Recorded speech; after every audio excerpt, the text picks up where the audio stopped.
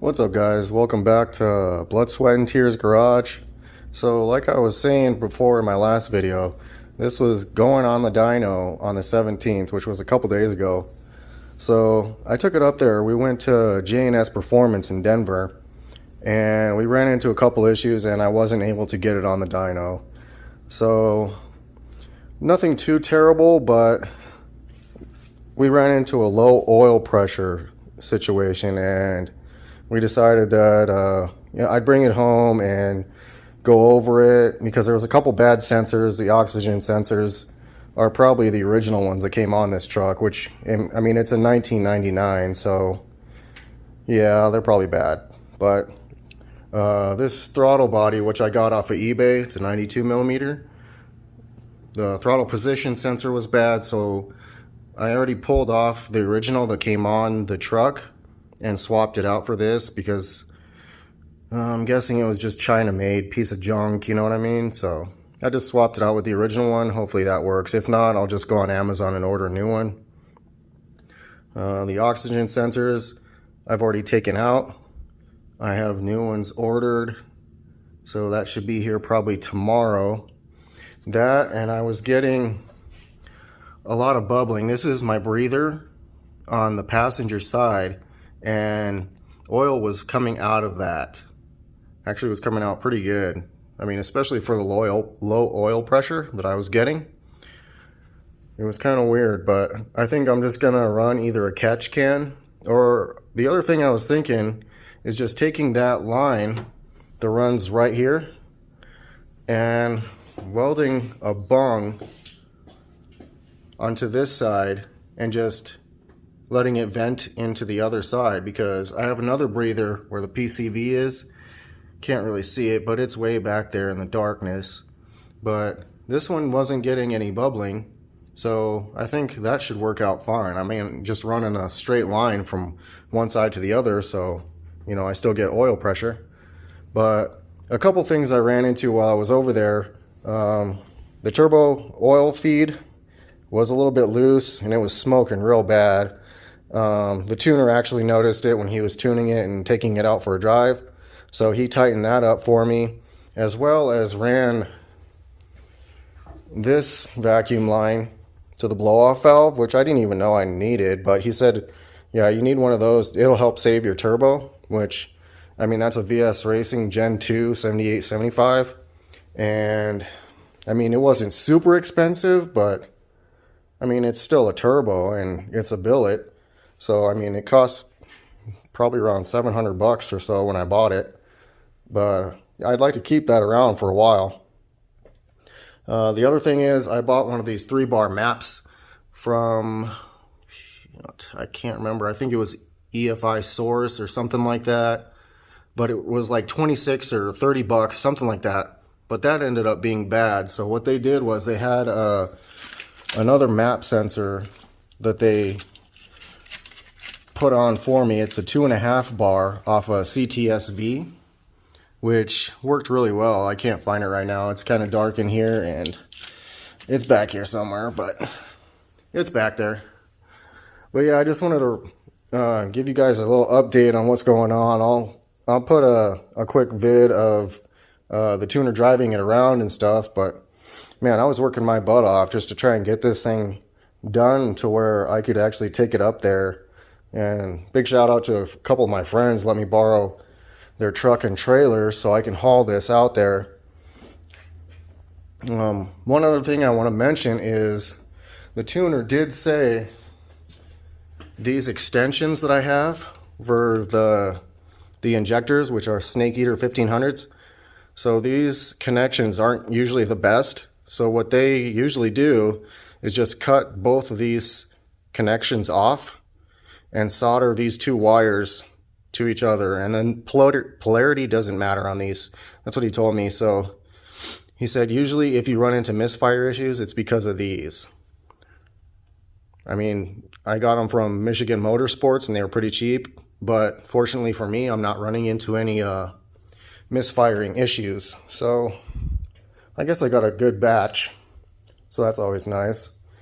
But yeah, it was kind of a pain in the ass. I ran my gauges through the firewall. I just there was a little hole there, so I kind of opened it up so I can get my wideband gauge and boost gauge and all that other stuff in there. Don't mind the car seat, my daughter was driving. I'm just kidding. But yeah, the gauges worked good. The only thing that I ran into was the speedometer didn't work, and the tuner had to recalculate for the RPM because I guess the signal was getting like half of what it was supposed to be. So he just changed and fixed that in the tune, which wasn't that bad. So other than that, he said it shifted fine. The Turbo 400 was awesome. The Jake's Stage 3 rebuild kit that I did put in the TH400 worked awesome. But with that TPS sensor, I'm having idling issues. So unless I give it some gas, it won't stay running. Which, I mean, the tuner said just swap out that throttle position sensor and it should be fine. But he said also that since I do have HB tuners myself, that he would be able to remote tune, you know, once I get everything fixed and take a look at that low oil pressure. Because this thing was running super rich and my rings are gapped at 30 thousandths. So he said what could be happening is when it was super rich and I was just trying to start it in the garage, that I could have just dumped too much fuel because it was spraying out of the exhaust over there. And it could have just leaked past the rings because I got such big gap. He's like, normally you don't want to run that big of gap in your rings unless you're going to push like 35 pounds of boost through it. But, you know, I figure it's better safe than sorry. I don't want to, you know, blow this up, which is kind of good because they kind of helped me out. They're like, yeah, you got low oil pressure. That's kind of a determining factor where we don't want to put it on our dyno and end up scattering the bottom end of your engine. So big shout out to them. They did a lot of helpful stuff for me that they didn't really have to do. I mean, there's a ton of shady shops out there, I'm sure you guys are all aware of, but awesome guys at J&S Performance. When I took it off the trailer, I was able to drive it around a little bit. I just took it down the block real quick, just, you know, to spin the tires and then put it back in the garage because of the low oil pressure. I don't want to beat on it too much until I get that situation figured out. My battery is rear mounted. You can kind of see it right here. And I do have a battery kill switch installed in the tailgate. That's right there in the roll pan, which works awesome. I just ran 0 gauge wire from the front of the truck to the rear. And that was a pain in the ass, but the thing that did help out a bunch is I have one of these hydraulic crimpers for crimping wires. I got this thing off of Amazon and it works freaking awesome. So if anybody does a lot of crimping or has heavy duty wire, this thing works pretty awesome. I would recommend getting it. It comes with a bunch of different dies for different size wires. And all I did for the crimping pieces to crimp the wires together is I went to Lowe's, and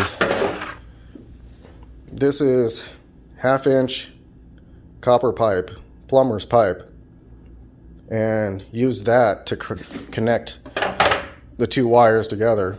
And I haven't had an issue with it. It works freaking awesome. That copper piping is pretty thick wall, so it should work fine. If I run into any heating issues, I might just swap it out for something else, rerun the wiring. But as of right now, I just want to get it fixed and be able to enjoy it a little bit because, like I said in my other video, I've been working on this for about 1.5 years now, and it's kind of hard when you got a family, you know. They're always, you know, like, hey, can you come in, and, you know, we want to hang out with you, and I get it, and it takes a toll. So the reason it's taken me so long to build this thing is because, you know, I can only do it on certain days, or, you know, 1 or 2 days a week, and you just got to get what you can done. And any little spare time you have, just throw 15-20 minutes here or there and it'll get done. But yeah, I just wanted to throw this video out there real quick and kind of let you guys know what's going on with the truck. He said that once he did get into a couple pounds of boost, this thing was pulling real fucking hard. So hopefully I get this fixed up pretty soon. Yeah, it'll probably be a little while because I got to start spending some more time with my family. I've been dedicating a little bit too much time to the truck, so it might be a little bit before I do another upload. But if you guys have any questions on the build or anything, feel free to shoot me a line. Let me know, what you're working on and how things are going and what all you guys used for your build. I love the LS stuff and love the turbos. I can't wait to hear this thing start roasting some tires, and I'm sure you guys can't wait either, because once I get this dialed in, I'll probably take it back up there because I want to hit the dyno. I'm pushing for that 700 number, and from what the guy told me with the modifications I've done, I should hit 700 around 18 to 20 pounds of boost. So I'll probably be close to maxing out that map sensor. So I don't know. I mean, it's been awesome. I love this truck to death, and just being able to see it run when the guy was test driving it, it was just awesome, and it sounded so amazing. But yeah, I'm going to end this video. Like I said, if you guys have any questions, if you want to know anything else about the truck, feel free to hit me up. I'll let you guys know exactly what I've done, but let me know what you guys are doing too, because I'm interested in all kinds of this build stuff.